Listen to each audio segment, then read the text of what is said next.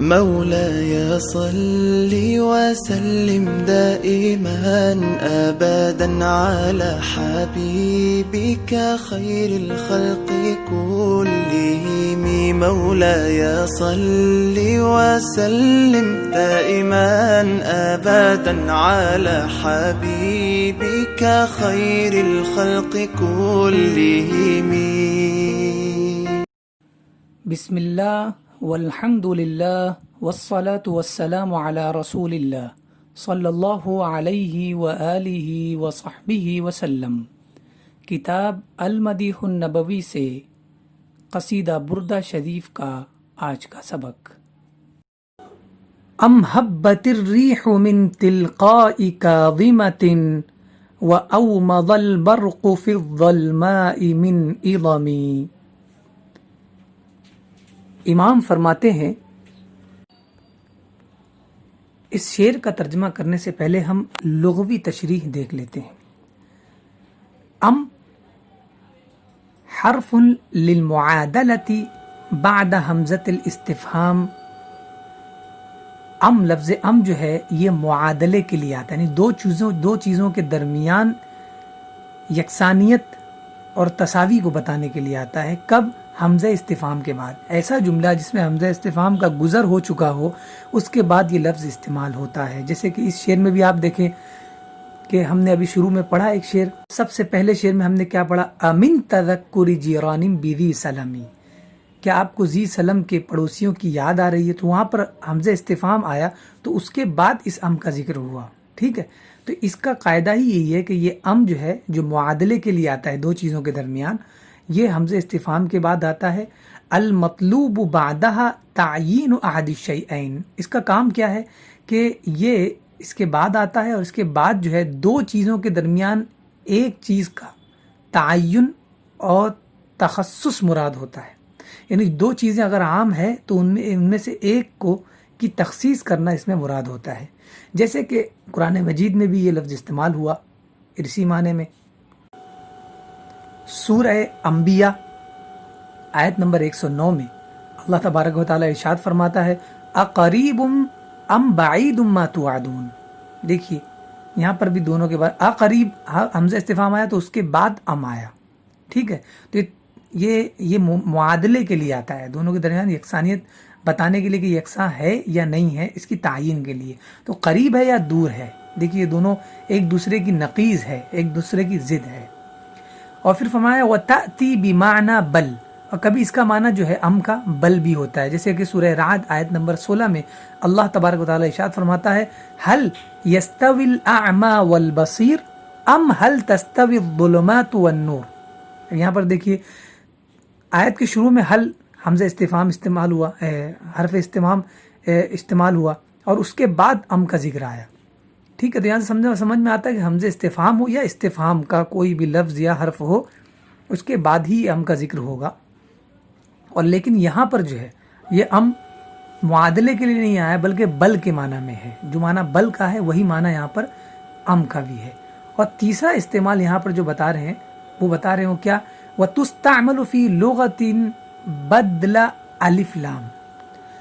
اور کسی لغت میں کسی زبان میں، یعنی عرب کی جو کئی قبیلوں کی زبان ہوتی تھی، کسی قبیلے کی زبان میں یہ الف لام کے بدلے آتا ہے. لفظ ام جو ہے الف لام کی جگہ پر آتا ہے. جسے ایک حدیث میں نبی پاک صلی اللہ علیہ وآلہ وسلم ارشاد فرماتے ہیں لیس من البر الصیام فی السفر. اور دوسری ایک حدیث ہے اس میں آپ عرب کا ایک دوسرا لہجہ ہے اس لہجے میں فرماتے ہیں یہ حدیث یہی بالکل سیم لیس من البر الصیام فی السفر کو آپ نے دوسرے لہجے میں فرمایا اور فرمایا لیس من ام بر ام صیام فی سفر. یہ حدیث نبی پاک صلی اللہ علیہ وسلم سے بھی مروی ہے. اب دوسرا جو ورڈ ہے وہ ہے حبہ.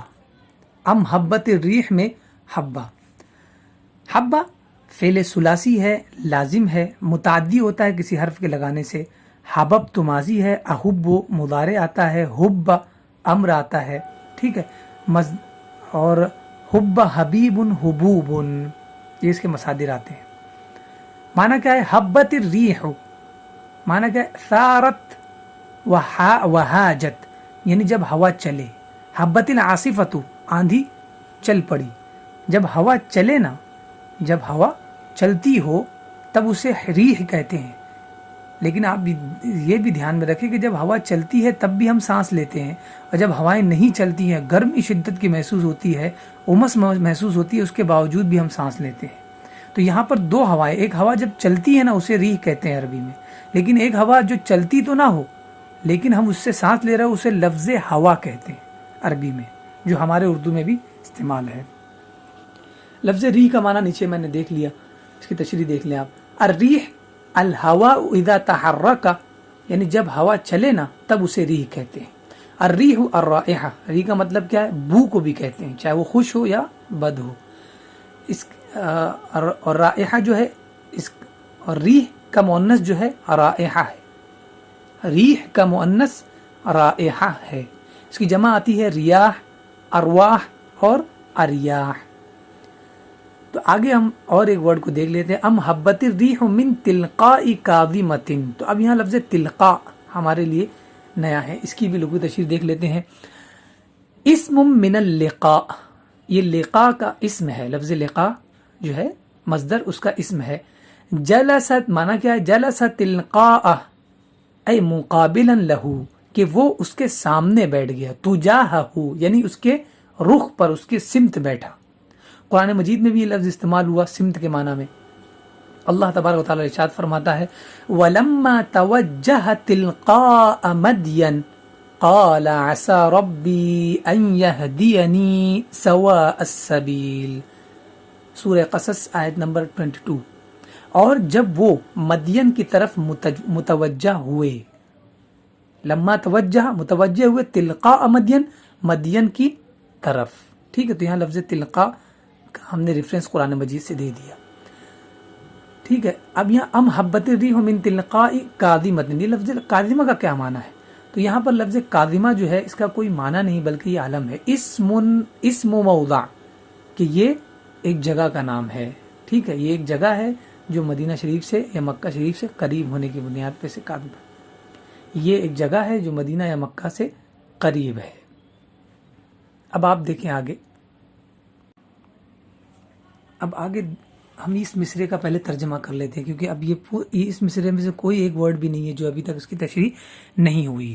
فرمایا ام حبت الریح من تلقاء کاظمۃ. ترجمے سے پہلے آپ کو میں دوبارہ ریمائنڈ کرا دوں کہ ہم جو پڑھ رہے ہیں قصیدہ بردہ، اس میں ایک صنعت کا خیال رکھے، وہ صنعت تجرید ہے، یعنی خود ناظم فاہم اپنے آپ سے بات کر رہے ہیں. ٹھیک ہے، ام حبت الریح من تلقاء کاظمۃ، کیا کاظمہ کی طرف سے، جانب سے ہوا چلی ہے. ٹھیک ہے، ام حبت الریح من تلقاء کاظمۃ، کیا کاظمہ کی جانب سے ہوا چلی ہے. یہ اس کا معنی ہو گیا جو ہے ابھی تک ہم نے لغوی تشریح کی. اب دوسرے مصرے کو دیکھتے ہیں. وَأَوْمَضَ الْبَرْقُ فِي الظَّلْمَاءِ مِنْ إِظَمِ. لفظ اومدہ کی لغوی تشریح دیکھتے ہیں. فرمایا اومدہ فعل رباعی لازم متعد بحرف. فعل رباعی ہے، لازم ہے اور کسی حرف کے لگانے سے متعدی ہو جائے گا. ماضی اومدہ، مضارع یومد، مصدر ایماد آتا ہے. معنی کیا ہے؟ اومدہ البرق من بعید، اومد البرق من بعید ای برق لمع شعاع، یعنی وہ چمکی. دور سے کوئی روشنی جب چمکے، کوئی شعاع جب چمکے تو اسے اومدہ کہتے ہیں. ٹھیک ہے، یعنی اومدہ کا مطلب ہوتا ہے شعاع یا بجلی کا چمکنا. دوسرا ورڈ تھا الظلماء. الظلماء کی لغوی تشریح دیکھتے ہیں. الظلماء ظلمۃ یقال لیلۃ ظلماء. ظلماء کا مطلب ہے تاریکی، اندھیرا، اس لیے کہا جاتا ہے لیلۃ ظلماء، یعنی اندھیری رات. اب یہاں پر یہ الظلماء جو ہے، یہ اس کا ہم محل اعراب دیکھ لیتے ہیں کہ کیا واقع ہو رہا ہے. الظلماء صفۃ لموصوف محذوف وهو اللیلہ. تو ظلماء جو ہے یہ صفت ہے اور اس کا موصوف محذوف ہے، اور وہ کیا ہے؟ لیلہ، کلمہ لیلہ ہے. والتقدیر اللیلۃ الظلماء، اور اس کا مقدر عبارت کیا ہے؟ اللیلۃ الظلماء یعنی اندھیری رات، تاریک رات۔ اب یہاں پر ایک لفظ رہ گیا عظم، کیا رہ گیا؟ ایک لفظ عظم۔ اب لفظ عظم کی ہم لوگ تشریح دیکھ لیتے ہیں۔ اسم لجبل، یہ ایک پہاڑ کا نام ہے۔ وقیل، اور دوسری روایت ہے، دوسرے نے کہا، دوسرا قول ہے، اسم لواد بقرب مدینہ الشریفہ، ایک وادی کا نام ہے جو مدینہ شریف کے قریب ہے۔ تو اب آئیے ہم اس کا ترجمہ کر لیتے ہیں۔ سب سے پہلے ہم ترجمے کے ساتھ ساتھ پہلے لغوی تشریح کے بعد ہم دیکھ لیتے کہ اس کا معنی اصل میں ہوتا کیا ہے، اس کے بعد اس کے مفہوم کی طرف جائیں گے۔ وَأَوْمَضَ الْبَرْقُ، اور بجلی چمکی، فِي الظَّلْمَاءِ، تاریکی میں، من اِظَمِ، وادی اِظم سے۔ ٹھیک ہے، اب اوپر سے نیچے تک حرف بحرف ترجمہ کریں گے جیسے ہم نے لغوی تشریح کی۔ کیا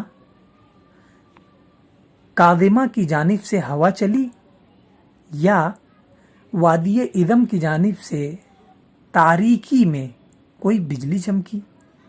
یہ اس کا لغوی حرف بحرف ترجمہ ہو گیا۔ یہاں یہ کہنا چاہ رہے ہیں نادم فاہم کہ یہ جو آپ امن تذکر جیران بدی سلامی مزجت دمعا جرام مقلت بدمی، آپ نے اپنی آنکھوں سے جو خون کے آنسو بہائے ہیں اس کی وجہ کیا ہے؟ پہلی وجہ تو بتا دی کہ کیا آپ کو ذی سلم کے پڑوسیوں کی یاد آ رہی ہے، اور دوسری وجہ آپ خود پوچھ رہے ہیں اپنے آپ سے کہ کیا کاظمہ جو جگہ ہے جہاں سے حضور کی آپ کو یاد آتی ہے، جو وہ جگہ حضور کی صحبت سے قریب ہے، جو جگہ حضور کی یاد دلاتی ہے، کیا اس طرف سے کوئی ہوا چلی، کوئی نرم خرام نسیم چلی اور آپ تک پہنچی تو آپ کو یاد آ گئی حضور کی، پھر آپ کی آنکھوں سے آنسو نکل آئے؟ یا پھر وادی اِظم جو ہے جہاں پر حضور صلی اللہ علیہ وسلم کبھی بیٹھے ہوں گے، یا پھر وہ وادی آپ کے محبوب نبی پاک صلی اللہ علیہ وآلہ وسلم، آپ کے حبیب نبی پاک صلی اللہ علیہ وآلہ وسلم، آپ کے محبوب جن سے آپ محبت کرتے ہیں، نبی پاک صلی اللہ علیہ وآلہ وسلم کے آرام گاہ سے قریب ہے، اس لیے تاریکی میں جب کوئی بجلی چمکی اس طرف، اس وادی میں، وادی اِظم میں، تو آپ کو دوبارہ آپ کے محبوب کی یاد آ گئی اور آپ نے خون کے آنسو بہا دیے۔ یہ آج پورے شعر کا مطلب تھا۔ انشاءاللہ العزیز ابھی بات پوری نہیں ہوئی ہے، جب بات موقع پر آئے گی تب ہمیں اس شعر کے اندر جو چاشنی ہے، جو لطف ہے، ہم اس سے محظوظ ہوں گے۔ ابھی ہمیں آہستہ آہستہ پڑھنا ہے تاکہ ہم ہر ایک چیز کو پڑھیں، اس لیے کہ ہمارا مقصد جس طرح اپنے دل میں نبی پاک صلی اللہ علیہ وسلم کی محبت کا چراغ جلانا ہے، ٹھیک ہے، ان کی محبت جو ہمارے دل میں، ان کی محبت کا چراغ جو ہمارے دلوں میں بجھ گیا ہے اسے دوبارہ روشن کرنا ہے، اسی طرح ہمیں عربی زبان کے قواعد کو بھی جاننا ہے تاکہ ہم اس کے ساتھ ساتھ اور دوسری چیزوں کو بھی جان سکیں، قرآن کو سمجھ سکیں، احادیث کو بھی سمجھ سکیں۔ آج کے لیے اتنا بس، انشاءاللہ پھر دوبارہ نئے سبق کے ساتھ حاضر ہوں گے۔ السلام علیکم ورحمۃ اللہ وبرکاتہ۔